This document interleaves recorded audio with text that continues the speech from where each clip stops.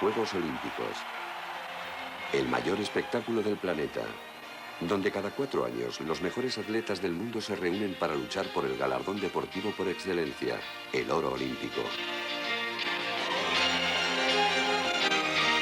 Hasta que una medalla de oro no cuelga de su cuello, ningún deportista, hombre o mujer, puede presumir de ser el mejor.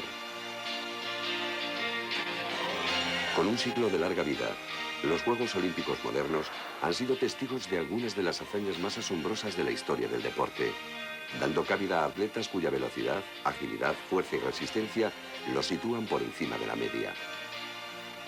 Hombres y mujeres capaces de cortarnos la respiración mientras elevan su esfuerzo en la pista a alturas desconocidas.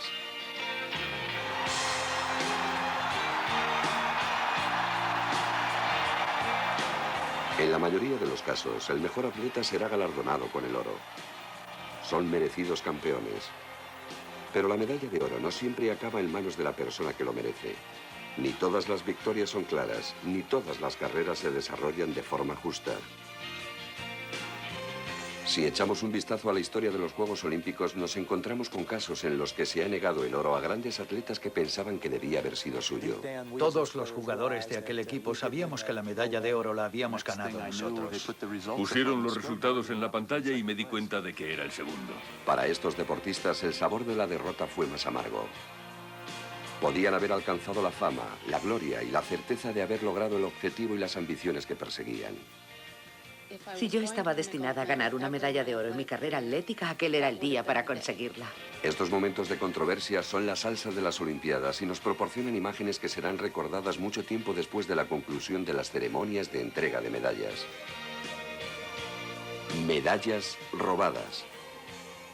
David Balechinsky ha asistido a todas las Olimpiadas desde los Juegos Olímpicos de Verano de Roma en 1960. Ha dedicado su vida a contar la historia de las Olimpiadas y mira con especial atención aquellos momentos donde existe controversia. Si quiere que le diga la verdad, yo creo que las decisiones controvertidas son muy buenas para las Olimpiadas. Y tengo que admitir que yo contemplo esta cuestión desde el punto de vista del escritor. A mí me encantan las buenas controversias. Verá, desde el punto de vista del escritor, una victoria clara no es tan interesante. Pero cuando existe una buena controversia, yo puedo escribir páginas y páginas al respecto. Cuando las Olimpiadas llegaron al Londres eduardiano en 1908, solo estaban representados 22 países. Pero el orgullo nacional estaba ya a la orden del día. Todos los jueces eran británicos y las protestas de los equipos francés, canadiense, italiano, sueco y de los Estados Unidos malograron muchas pruebas. Las relaciones entre Gran Bretaña y los Estados Unidos se volvieron especialmente tensas. A todos nos gusta pensar que los Juegos Olímpicos son un acontecimiento puro y bueno, que representan la cota más alta del deporte. Y que si bien ha habido algunos problemas con los avances técnicos recientes no hay por qué preocuparse, pero eso no es verdad en absoluto. Si tomamos por ejemplo los Juegos Olímpicos de 1908, nos damos cuenta de que hubo una controversia detrás de otra. Hubo tantas controversias que incluso hubo controversia en el juego de la cuerda. El juego de la cuerda fue incluido como modalidad olímpica en 1908 y el ganador fue el equipo de la policía de Liverpool. Los americanos protestaron, alegando que la policía de Liverpool había utilizado botas ilegales. Las reglas establecían que había que utilizar el calzado normal de trabajo. Y los americanos alegaron que la policía jamás utilizaría ese tipo de botas como prenda de trabajo. La animosidad entre Gran Bretaña y Estados Unidos fue en aumento. Y Londres era un clamor cuando el rey y la reina asistieron al Estadio Olímpico el último día de los Juegos, el día del maratón.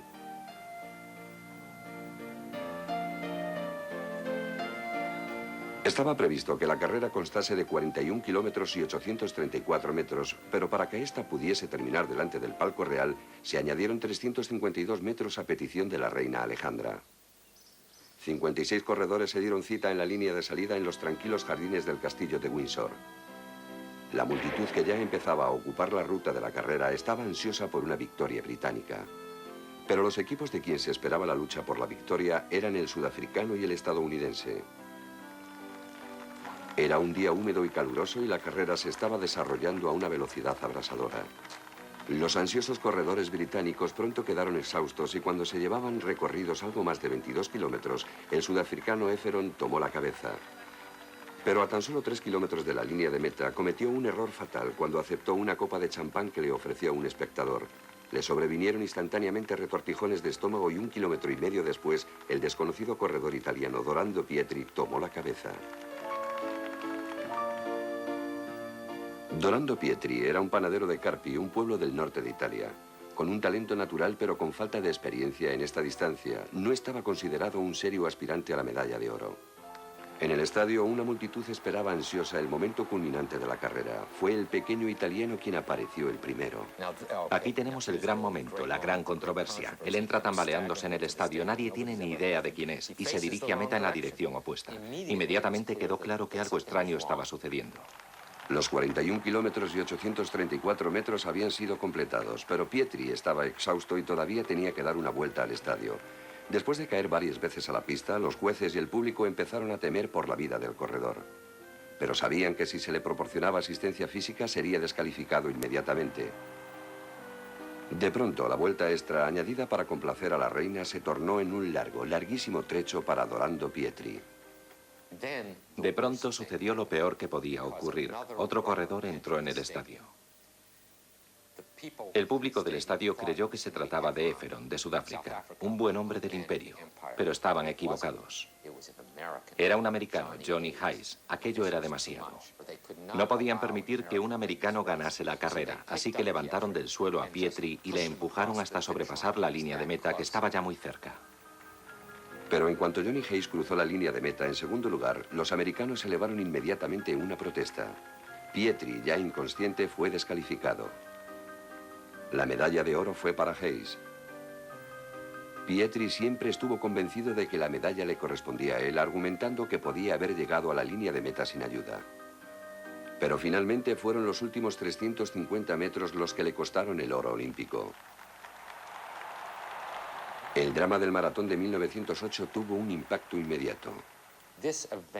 Aquella prueba transformó los Juegos Olímpicos. Hasta entonces, desde un punto de vista internacional, el movimiento olímpico era una rareza. De pronto empezó a hablarse muchísimo de él en la prensa, y cuando se organizaron los siguientes Juegos Olímpicos en Estocolmo en 1912, las Olimpiadas eran ya un acontecimiento deportivo de primera categoría. Y allí acudieron los mejores atletas de todos los deportes. Los Juegos Olímpicos de Estocolmo de 1912 brillaron con luz propia gracias a un joven nativo americano llamado Jim Thorpe. Por los sorprendentes logros que consiguió allí, está considerado uno de los atletas más grandes del siglo XX. Craig O'Kay. Thorpe nació y creció en este remoto lugar de Oklahoma, donde todavía vive su hija Grace. Él paseaba a los caballos y se ocupaba de ellos. De modo que hacía muchísimo ejercicio paseando a los caballos. Y seguramente, gracias a eso, se convirtió en un atleta tan bueno. Un día, mientras paseaba, vio a un equipo de atletismo intentando batir el récord de salto de altura del... Y pensó, parece bastante fácil. Así que, vestido con la ropa de calle, con la ropa de trabajo, saltó por encima de la barra y batió el récord del colegio. E inmediatamente todo el mundo se dio cuenta de que se trataba de alguien especial. Su ascendencia indioamericana impedía a Thorpe gozar de la ciudadanía americana completa. Pero sus proezas deportivas le sirvieron para que los americanos estuviesen encantados de incluirle en el equipo olímpico que fue a Estocolmo. 28 equipos nacionales participaron en unos juegos bien organizados y exitosos que sirvieron para fortalecer y aumentar la reputación del movimiento olímpico. Pero Estocolmo será siempre recordado por el nacimiento de uno de los decaatletas más grandes del siglo. Thorpe participó en 5 pruebas de pentatlón y en 10 de decatlón, así como en las pruebas individuales de salto de altura y salto de longitud. Primero ganó el pentatlón, haciéndose con 4 de las 5 pruebas, y posteriormente ganó notablemente el decatlón con una diferencia de casi 700 puntos. El mundo entero quedó asombrado con su talento. Cuando el rey Gustavo hizo la entrega de la medalla, le dijo a Thorpe, «Señor, es usted el mejor atleta del mundo». Thorpe respondió, «Gracias, rey». Cuando Jim Thorpe ganó la medalla de oro en el decatlón en 1912, Su actuación fue tan avanzada que habría podido ganar la medalla de plata en los Juegos Olímpicos de Londres 36 años después. Era un gran atleta. Jean Thorpe se había convertido en una superestrella del deporte. Volvió a su país donde se le homenajeó con multitud de desfiles y fue vitoreado por la prensa y el público. Pero la gloria de Thorpe duró poco. 6 meses después, un periodista descubrió que en 1909 y en 1910, 2 o 3 años antes de las Olimpiadas, Jean Thorpe había recibido $25 a la semana por participar en una liga de béisbol de las divisiones inferiores. El periodista reveló este hecho. La Unión Amateur de Atletismo se enteró y casi de la noche a la mañana se le retiraron a Jean Thorpe todas las medallas que había recibido. Y fue presentado no como el héroe que había sido 6 meses antes, sino como una especie de estafador. Las estrictas reglas del amateurismo olímpico excluían a cualquier atleta que hubiese ganado dinero con el deporte. Yo creo que aquello le traumatizó. Nunca llegó a superarlo. Se sintió estafado.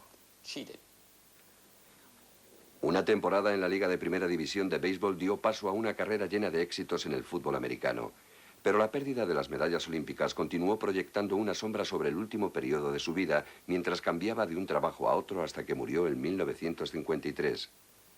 Su hija Grace se encomendó a sí misma la misión de mantener viva la memoria de su padre y recuperar sus medallas olímpicas.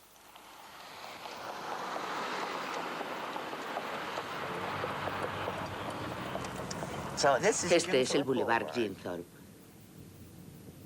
Y ahora nos dirigimos a Moccasin Trail, donde nació papá.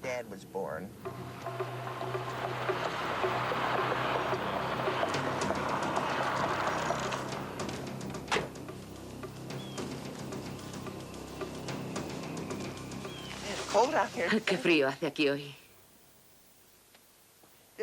Aquí es donde nació papá, en una cabaña de madera de 2 habitaciones que construyeron los Sacks y los Foxes. Ellos se ayudaban entre sí. El río Canadian baja en esa dirección, y allí es donde papá solía llevar a comer a sus caballos. Él tenía fama de tener los mejores caballos de la zona. Esto es la historia de papá y se puso aquí en 1996.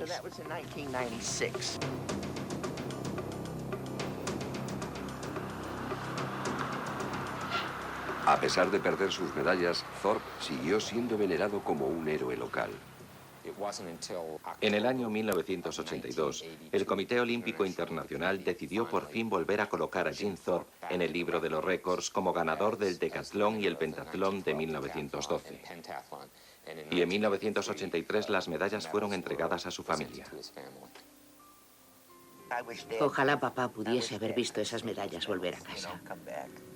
Creo que habría sido algo realmente emocionante para él.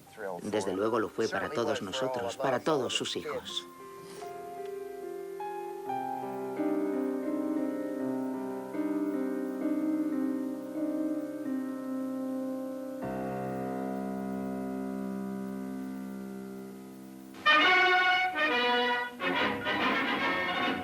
Los Juegos Olímpicos de 1932... Babe Didriksen, una de las primeras estrellas femeninas del atletismo, y Ralph Metcalfe, un hombre callado y modesto, pero un velocista excepcional. De ambos se esperaba que sobresaliesen en los Juegos Olímpicos de Los Ángeles, pero los dos se fueron con la sensación de que habían sufrido la injusticia del oro robado.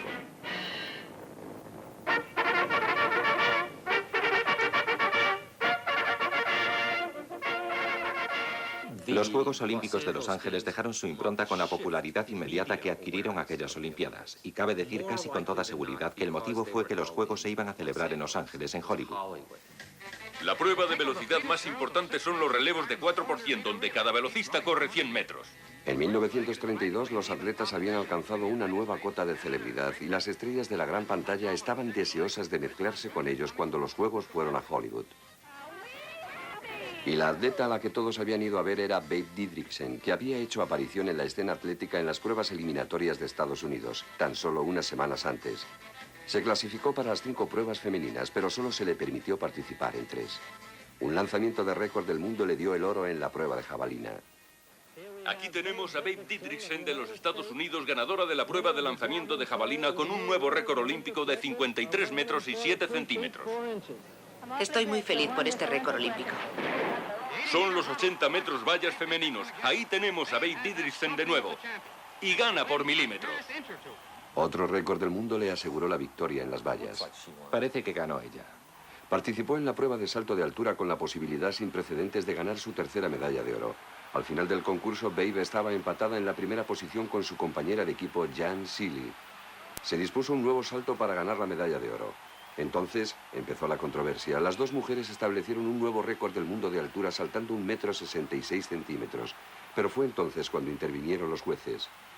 El estilo poco ortodoxo de Babe, conocido como el rodillo oriental, le obligaba a superar la barrera con la cabeza antes que con el cuerpo, al contrario de lo que sucedía con la técnica convencional de la tijereta que empleaba Seely.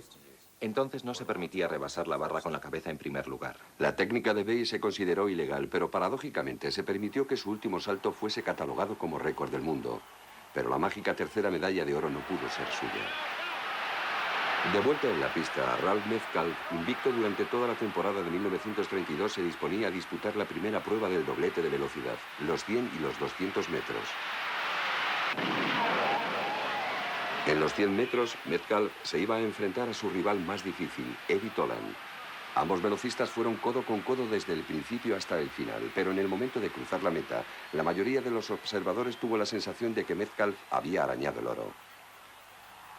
En los llamados Juegos de Hollywood de 1932 se introdujeron nuevos equipos de cámara. El temporizador de la cámara Kirby proporcionaba una de las primeras fotos finis de la historia. Sus fotografías parecían indicar que Metcalfe y Toland alcanzaron la línea de meta exactamente al mismo tiempo, lo que hoy se habría considerado un empate. Pero en 1932 era considerado ganador el corredor cuyo torso rebasaba en primer lugar la línea de meta. Los jueces, por consiguiente, declararon que Toland había ganado por tan solo 7 centímetros y Metcalfe tuvo que conformarse con la plata. Pero aún tenía que participar en su prueba fuerte, los 200 metros. En los 200 metros a Metcalfe le fue asignada la calle 2. Eddie Toland estaba a su izquierda en la calle 1. Casi inmediatamente Toland dio la sorpresa y se puso por delante de Metcalfe. El público no daba crédito a lo que estaba viendo. Metcalfe había permanecido invicto en esta distancia durante toda la temporada. Igualmente sorprendido, Metcalfe vio cómo se resentía sensiblemente su propio ritmo, al tiempo que sus expectativas de conseguir la medalla de oro se desvanecían. Cruzó la línea de meta en tercera posición, pero pronto quedó claro que los jueces habían cometido un error. Los compañeros de Metcalfe alegaron que su posición de salida había sido colocada por lo menos 3 metros más atrás. Las fotografías lo confirmaron con claridad. Metcalfe debería haber sido colocado en una posición equidistante entre el corredor que tenía por delante y el corredor que estaba a su espalda.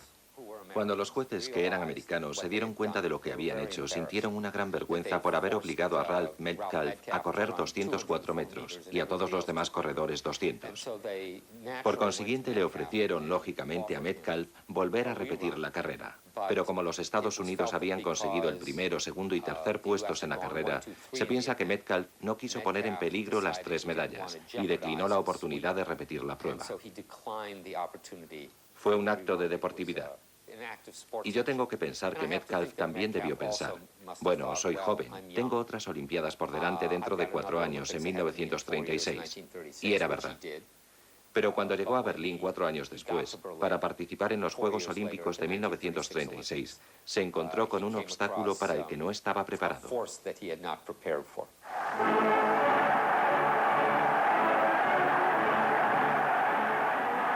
Los Juegos Olímpicos de Berlín de 1936 son probablemente los más célebres de la historia de las Olimpiadas. Fueron los primeros Juegos Olímpicos televisados y fue también la primera vez que la antorcha olímpica pasó de corredor a corredor hasta llegar al Estadio Olímpico. Pero Berlín se recuerda sobre todo por la forma en que el deporte fue barrido por la marcha de la historia en el intento de Hitler de secuestrar los Juegos para promover su ideología nazi.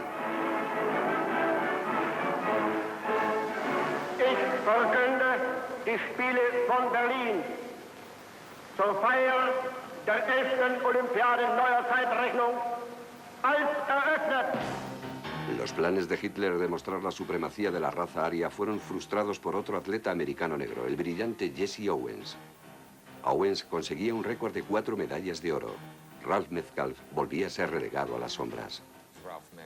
Ralph Metcalfe volvía a intentarlo de nuevo 4 años después de su decepción en Los Ángeles, pero tenía que enfrentarse a Jesse Owens.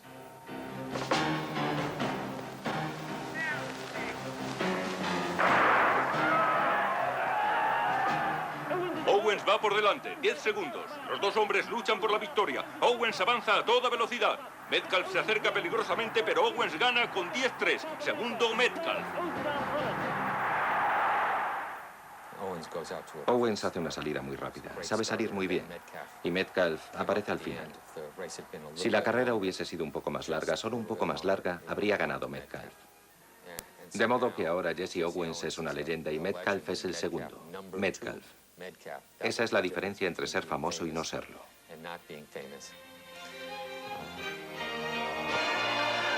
Al terminar la Segunda Guerra Mundial, durante un tiempo la controversia en los Juegos Olímpicos ocupó un segundo lugar, mientras que el triunfo en el deporte dominaba los titulares. En 1948 las Olimpiadas volvieron a Londres y brillaron con luz propia gracias al extraordinario atleta holandés Fanny Blankers-Kochen, quien igualó el récord de 4 medallas de oro de Jesse Owens.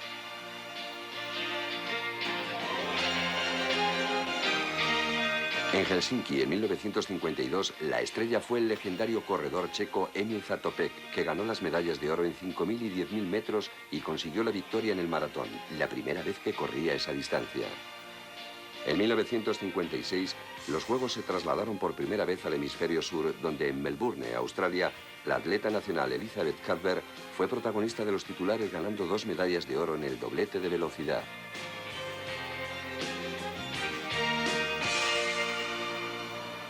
Pero tenemos que viajar hasta Roma en los Juegos de Verano de 1960 para poder presenciar una vez más la aparición de la disputa y la controversia.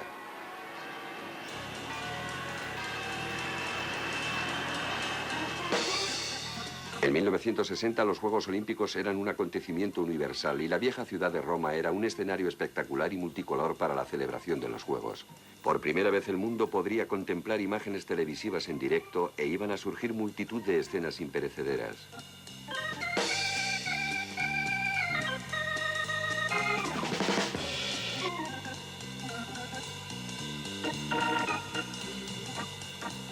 En 1960, la piscina olímpica fue el escenario de una de las decisiones más polémicas de la historia de las Olimpiadas. Fue allí donde un joven californiano llamado Lance Larson iba a ver cómo le arrancaban el oro de las manos. Esta ha sido una de las mayores injusticias porque la evidencia es clarísima. El cronometraje estaba allí mismo. Había un cronometraje oficial y también había un cronometraje no oficial que era más preciso. La cosa estaba muy clara. Quiero decir que no se puede encontrar un caso de injusticia más claro que este en la historia de los Juegos Olímpicos.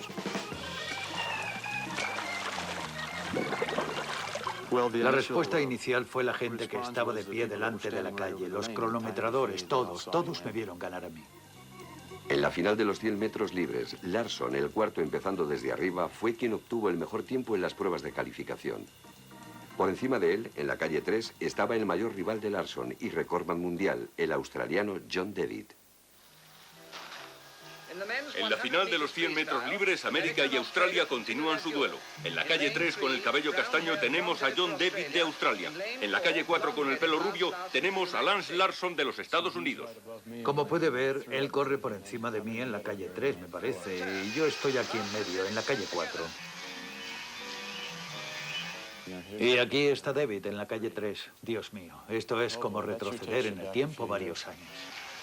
A algo menos de un largo de distancia, Larson y Devitt empezaron a destacarse iniciando un fuerte sprint hacia la línea de llegada. Larson por la calle 4 y Devitt a su lado por la calle 3 luchaban por el oro. Dios mío, vamos pegados. Devitt de Australia nada por encima de él. Tocan la pared de la piscina en el mismo instante. ¿Quién ha ganado? Los jueces dicen que Larson. Llegaron literalmente pegados, pero los jueces oficiales y el cronómetro electrónico oficioso dieron claramente ganador a Larson. Los fotógrafos se acercaron inmediatamente y empezaron a fotografiarme. Así que yo pensé, genial, he ganado la prueba. Así que levanté los brazos y nadé la vuelta de victoria.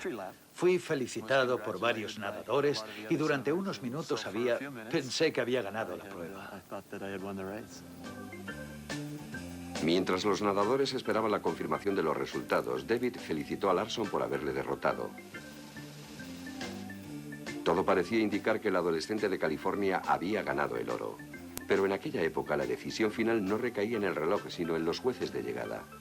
Y los jueces, arrodillados sobre la piscina, tuvieron que decidir quién había sido realmente el primero en tocar. Los 6 jueces no pudieron ponerse de acuerdo. El juez principal intervino y ordenó que el tiempo de Larsson fuese cambiado de 55,1 a 55,2 segundos y sorprendentemente le concedió la medalla de oro a John David. 4 años de protestas no lograron cambiar el resultado.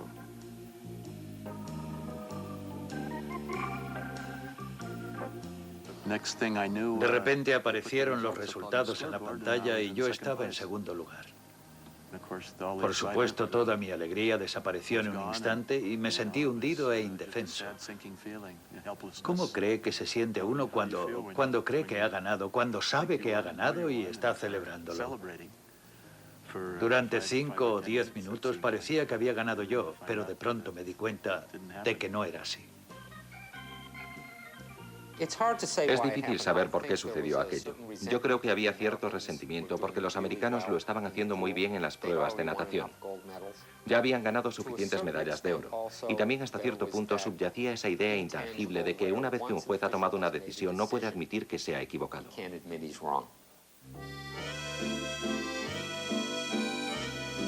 En 1968, los Juegos Olímpicos de Invierno se celebraron en la ciudad francesa de Grenoble, donde el sentimiento nacional jugó un papel importante en otra disputada medalla de oro. El héroe francés en 1968 era el glamuroso y carismático esquiador Jean-Claude Killy. Francia entera tenía puestas en él sus esperanzas como posible realizador de una hazaña alpina que consistía en la consecución de 3 medallas de oro. El descenso, el slalom especial y el slalom gigante. Todo fue sobre ruedas para Killy en las 2 primeras pruebas. Ganó la prueba de descenso por tan solo 8 centésimas de segundo, pero el siguiente oro le resultó más fácil, pues Killy hizo el mejor tiempo en las 2 mangas del slalom gigante. Ahora la presión era mucho más fuerte. La hazaña alpina estaba al alcance de su mano si era capaz de ganar su última prueba, el slalom. Todo el país, simplemente por cuestión de orgullo, quería que Jean-Claude Killy ganase el slalom. Y daba la sensación de que la nación entera se había detenido para presenciar aquella prueba. La única persona que parecía capacitada para frustrar sus propósitos era Karl Schranz, de Austria. Schranz solo había conseguido ser quinto y sexto en las 2 pruebas previas, pero el slalom era su disciplina fuerte. Al término del primer día, Killy estaba en primer lugar.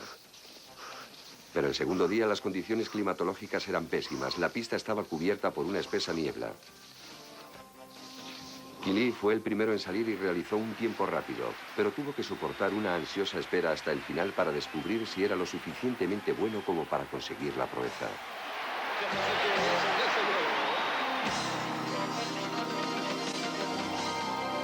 Finalmente llegó el turno de Schranz y empezó muy bien, descendiendo deprisa y con limpieza hasta que desapareció en la niebla. Pero lo que sucedió después seguirá siendo un misterio. Schranz alegó que a mitad de carrera había sido obstaculizado por un misterioso hombre de negro que aparentemente cruzó la pista delante de él, obligándole a detenerse. Schranz volvió a la línea de salida acompañado por 3 testigos que afirmaron también haber visto la extraña figura obstaculizarle el paso. El austriaco pidió repetir la manga y los jueces accedieron a su demanda. Esta vez hizo una carrera casi perfecta, batiendo el tiempo de Killy. Durante 2 horas, Schranz fue el ganador de la medalla de oro, mientras Killy permaneció imaginando lo que podía haber sido. De pronto, y sin previo aviso, los jueces anunciaron que Schranz iba a ser descalificado, alegando que se había saltado 2 marcas en su manga inicial y que nunca debió concedérsele una segunda oportunidad. Los austríacos estaban indignados. Dijeron que no solo había aparecido una figura misteriosa en la pista que había obstaculizado a Schranz, sino que se trataba de un policía francés que lo había hecho a propósito. El equipo austríaco apeló alegando que Schranz se había saltado aquellas marcas por culpa del hombre que se le había cruzado en medio de la pista. Pero un jurado de apelación compuesto por 4 hombres, 2 de los cuales eran franceses, mantuvo la decisión y proclamó a Killy ganador de la medalla de oro.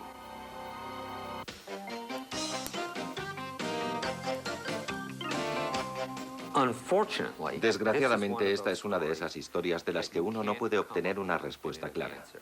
Las dos versiones son posibles. ¿Cabe la posibilidad de que un policía francés saltase a la pista para distraer a Srans? Sí, es posible.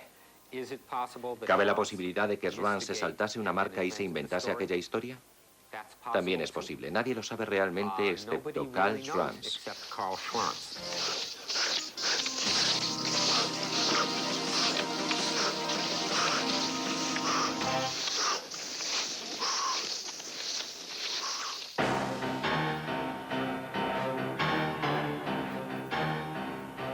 Múnich, 1972.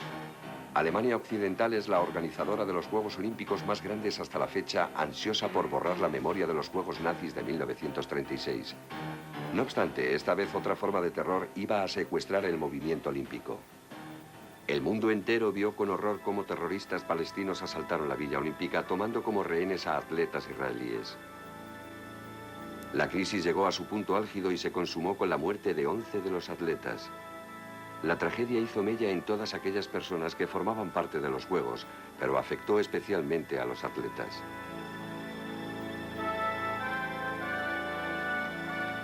Nos quedaban todavía 3 partidos cuando les ocurrió aquello a los israelíes, así que dimos todos los pasos necesarios para dar fin a nuestra participación y poder volver a casa a salvo. Había dudas sobre lo que podía pasar, sobre si podríamos salir de allí o no. Así que tenemos que ser justos con los alemanes, que hicieron un trabajo excelente protegiéndonos, pero de todas formas la atmósfera no era muy propicia para seguir participando en los Juegos. El último acontecimiento deportivo de los Juegos fue la final de baloncesto entre los Estados Unidos y la Unión Soviética. Los Estados Unidos tenían un sorprendente récord olímpico, permaneciendo invictos desde la introducción del baloncesto en las Olimpiadas de 1936. La tensión era muy fuerte a causa de la Guerra Fría. Iban a jugar los Estados Unidos contra la Unión Soviética. Los dos superpoderes enfrentados en una metafórica guerra en la cancha de baloncesto. El baloncesto era un deporte americano y los Estados Unidos siempre han considerado que la medalla de oro en baloncesto es un don. No es algo por lo que luchamos, es algo que nos pertenece.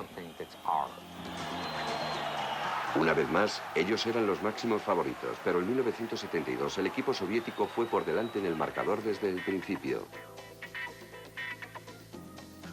Como puede verse en el resultado, fuimos detrás durante todo el partido. Los rusos metieron la primera canasta y desde ese momento nosotros fuimos por detrás durante todo el partido. Yo creo que puede verse en algunos rostros de los americanos que no solo están cansados, están preocupados. Las cosas no están saliendo bien. Estaban empezando a notar que si no sucedía algo, iban a ser las cabezas de turco. Iban a ser siempre los tipos que perdieron.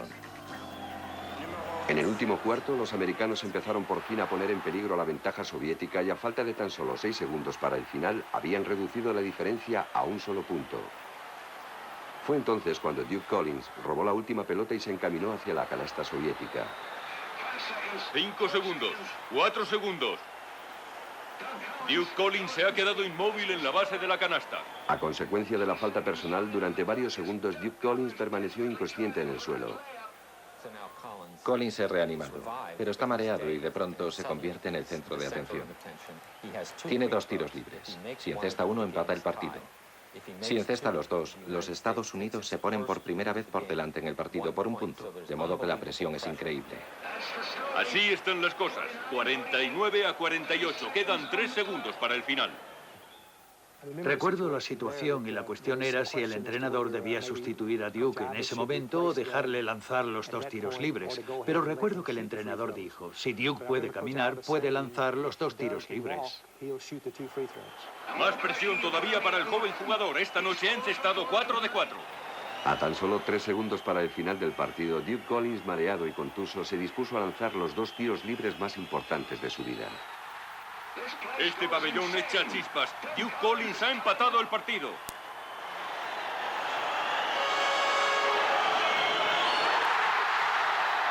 Es posible que Duke Collins haya ganado el partido.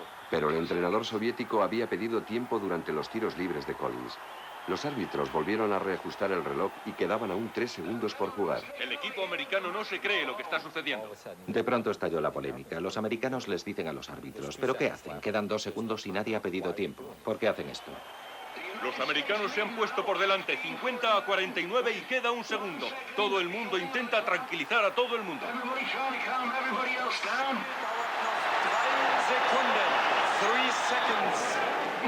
Nadie entiende qué es lo que pasa. Los jueces están reajustando el reloj. Se van a añadir 3 segundos. Eso es lo que ha dicho el juez de mesa.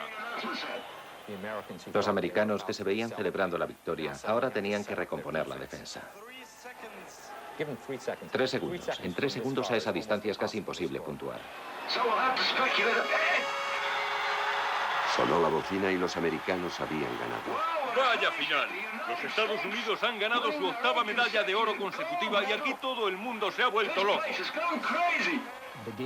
El partido había terminado. Los americanos habían ganado la medalla de oro y uno podía verlo emocionados, exultantes y felices que estaban.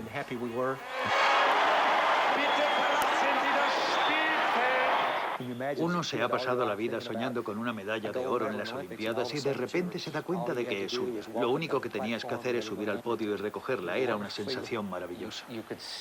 Uno podía ver el tremendo alivio. No era solo eso. No era solo el júbilo de la victoria. Era el alivio por no haber sido derrotados. Por fin pudieron relajarse. Podían volver a casa de la forma que se suponía tenían que volver. Pero de pronto... Pero el partido no había terminado. Los árbitros argumentaron que se había cometido un error. Solo se había jugado 1 segundo y no 3. Los americanos estaban furiosos, pero no les quedaba más remedio que volver a la cancha y jugar los 3 segundos una vez más. Muy bien, los americanos siguen confiados. Es muy improbable poder puntuar en 3 segundos. Ellos creen que van a saber cumplir con su trabajo, pero Kontruskin saca un jugador especial para dar el pase largo. Ahora el reloj marca 3 segundos. Hay tiempo para que los rusos recurran a Alexander Belov. Lanza a canasta. ¡Ha encestado! Ahora eran los jugadores soviéticos los que estaban delirantes. Los americanos estaban en estado de shock. Hacía solo unos momentos eran los campeones olímpicos, aunque la celebración de la victoria estaba en compás de espera. Ahora lo habían perdido todo. El contraste de nuestras emociones pasó del más puro éxtasis y alegría a la frustración y a la amargura. No podíamos creer que esto nos estuviese pasando a nosotros. Los jugadores americanos están conmocionados por completo. Todo lo que les había estado preocupando durante el partido, la posibilidad de ser los primeros americanos que perdieran, de todo aquel peso se habían liberado por unos instantes y ahora volvía a atormentarles. Y no solo eso, sino que iban a tener que vivir con ello el resto de sus vidas. En el fondo de nuestro corazón, todos los jugadores del equipo estábamos convencidos de que habíamos ganado la medalla de oro y que la tuviésemos o no en nuestro poder, físicamente daba lo mismo. La mía estará corriendo por algún lugar de la Unión Soviética. El boxeo olímpico tiene un amplio historial de decisiones controvertidas. Una de las más indignantes ocurrió en las Olimpiadas de Seúl de 1988 en Corea del Sur, donde a Roy Jones Jr. de los Estados Unidos de América se le arrebató un oro que sin lugar a dudas era suyo. Lo único que puede decirse al respecto es que ha sido una de las peores decisiones tomadas en unas Olimpiadas. Roy Jones fue la víctima. El caso de Roy Jones tiene sus raíces en los anteriores Juegos Olímpicos de Los Ángeles, donde existió la fuerte sospecha de que se había favorecido a los boxeadores americanos. 36 de las 37 decisiones en las que estaban involucrados boxeadores americanos favorecieron al país organizador de los Juegos. Los coreanos en particular tuvieron la sensación de que les habían robado. Y es cierto que un juez de boxeo coreano dijo: esperad, ¿recordáis dónde van a ser las próximas Olimpiadas? Van a ser en nuestro país y nos vamos a vengar. 4 años después, los coreanos del sur iban a recibir con los brazos abiertos al resto del mundo en Seúl. Pero el ambiente dentro del pabellón de boxeo era un poco menos amistoso. Era el último día de boxeo. Había una tensión tremenda porque los coreanos pensaban que habían sido tratados muy injustamente por los medios de comunicación americanos. Roy Jones sabe que está peleando ante una multitud hostil. Park Si-hwan se ha clasificado para el combate final, ganando 4 victorias fantasmas, una dando un golpe bajo al contrario y las otras 3 con decisiones controvertidas. Yo trabajaba como comentarista de radio para la NBC. Nos dijeron que había una tremenda hostilidad hacia los americanos en general, y en especial hacia el personal de la NBC, así que la atmósfera era muy tensa dentro del pabellón.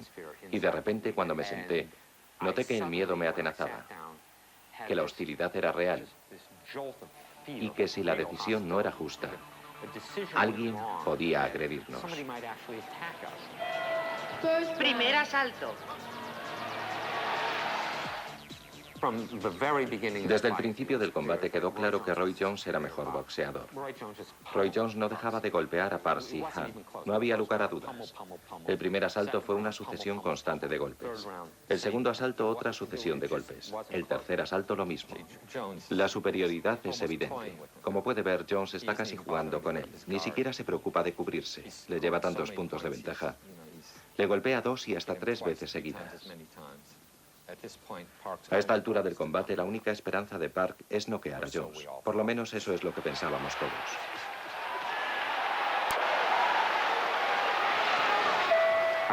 Recuerdo que uno de mis compañeros al final del combate dijo: es una clara victoria para Roy Jones, el americano.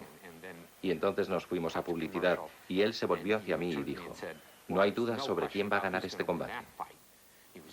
Me hizo este gesto. Y yo le respondí: mira, yo no estaría tan seguro. Los jueces estaban contando los puntos y advertí que uno de los voluntarios coreanos se coló en un sitio donde no debía estar, fuera de su zona, hasta que logró acercarse por detrás a los jueces. Miró por encima y se le iluminó la cara. Y me di cuenta de que ese tipo acababa de mirar por encima del hombro de los jueces y había descubierto que Park iba a ganar. Pueden oírse los vítores porque el público de las gradas está viendo a los voluntarios coreanos dando saltos. Damas y caballeros, el vencedor a los puntos es, por 3-2, en el rincón azul, Park Si-hwan, Corea. Park sabe que la decisión no es justa. Se siente mal. Y Roy Jones se queda estupefacto. El árbitro está disgustado y Park Si-hwan se siente humillado porque sabe que ha perdido.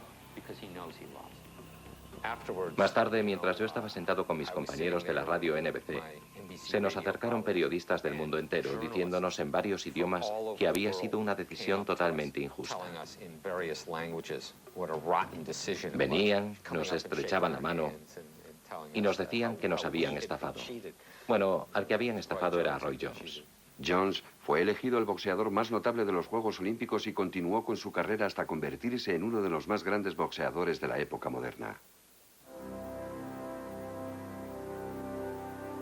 Pero para encontrar el incidente más memorable de pérdida de una medalla de oro en la historia de las Olimpiadas, tenemos que remontarnos 4 años a los Juegos Olímpicos de 1984 de Los Ángeles.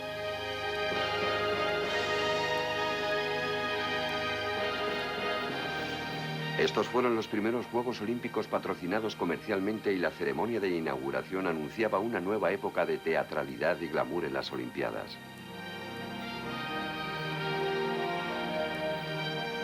Hubo algunos logros espectaculares. Las 4 medallas de oro de Carl Lewis, la defensa del título de decatlón de Daley Thompson. Pero para muchos, los Juegos Olímpicos de 1984 de Los Ángeles serán recordados por el choque entre 2 grandes talentos del fondo femenino, Mary Decker y Sol Haddad.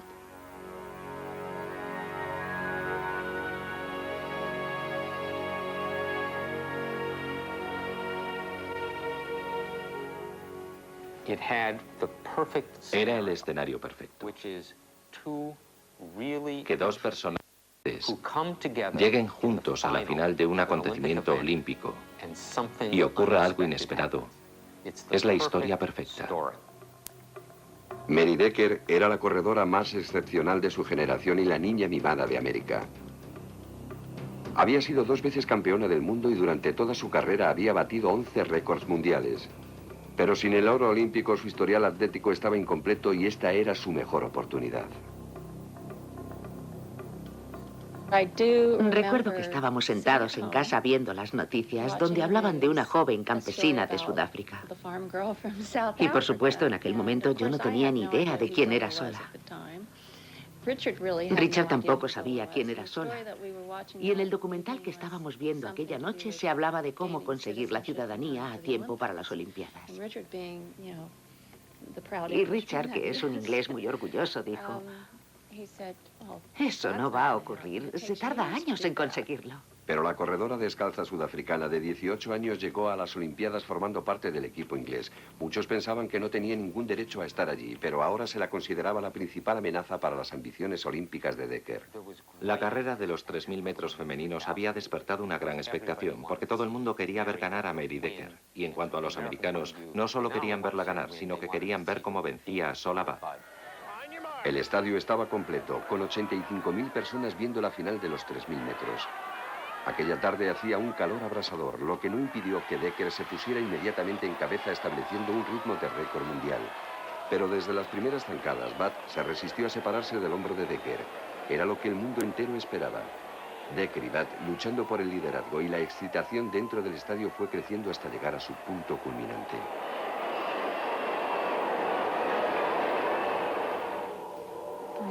Creo que ahí es cuando pensé que alguien se... La carrera Butt adelantaba a Mary Decker. Sola Butt se pone en cabeza. Está corriendo muy pegada a Decker.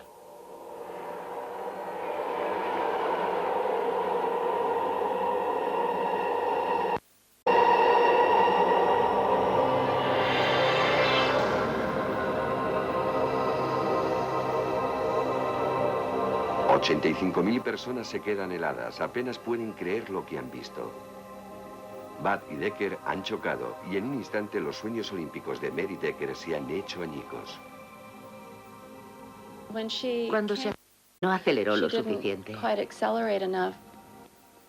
Es igual que cuando conduces un coche. Si aceleras para adelantar a alguien y al ponerte a su altura reduces en lugar de seguir acelerando ligeramente para poder adelantar, habrá una colisión. Cuando cayó sobre la pista, Decker agarró con desesperación el número de la espalda de Butt. La multitud tenía claro a quién había que culpar por la colisión. Sola Butt acusó el impacto del choque y la reacción hostil del estadio. Llegó a la meta en 7º lugar, mientras que la rumana Maria Puica llegó en primer lugar haciéndose con el oro.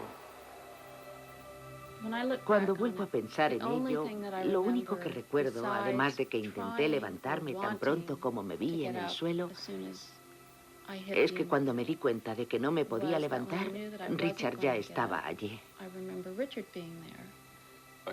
Aún no sé cómo llegué hasta allí, porque yo estaba sentado en las gradas mirando y tuve que salir corriendo, pasar la seguridad, cruzar el túnel y de allí salir corriendo a la pista. Tranquila, no pasa nada. No es posible. Yo nunca le quitaría el mérito ni un logro a un atleta. Pero estoy segura de que si en toda mi carrera atlética tenía que ganar una medalla de oro, ese era el día. Lo pensé entonces y sigo pensando ahora que ella habría ganado la carrera. Las medallistas de aquella carrera jamás habían batido a Mary, ni nunca volvieron a vencerla. Me refiero a que Mary corrió contra Puica, creo que 5 veces más al año siguiente en distancias diferentes y la venció todas las veces. Me sentí como si me hubiese vestido para ir a un baile y no hubiese podido asistir. No sé, es como si las cosas se hubiesen quedado sin terminar. Mary Decker lo consiguió todo en la pista, prácticamente todo lo que se propuso. Campeonatos del mundo, récords mundiales, pero nunca ganó una medalla olímpica. Y pueden imaginar que si hubiese ganado la medalla de oro, odio decirlo de esta forma, pero eso habría significado millones de dólares. Habría sido un icono americano el resto de su vida.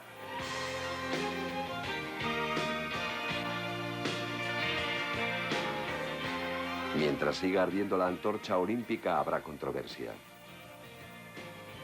Los Juegos Olímpicos de Barcelona de 1992 fueron testigos del choque que se produjo entre dos de las naciones más importantes en carreras de fondo, en la final de los 10.000 metros.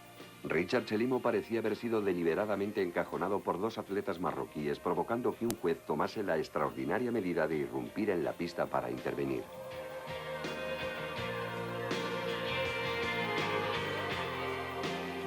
Y 4 años más tarde, en la final de los 100 metros femeninos en Atlanta, a pesar de los avances tecnológicos logrados desde que Ralph Metcalfe perdió en 1932, los jueces tuvieron dificultades para decidir una de las más apretadas finales de la historia de las Olimpiadas. Pero esos momentos de disputa y protesta se han convertido en un ingrediente vital del éxito de los Juegos Olímpicos. Es lo que han venido a ver millones de espectadores. Ya sea debido a un error del juez, a las complicadas reglas o solo a la mala suerte, siempre habrá un competidor agraviado que abandone el estadio convencido de que otro lleva colgada su medalla de oro.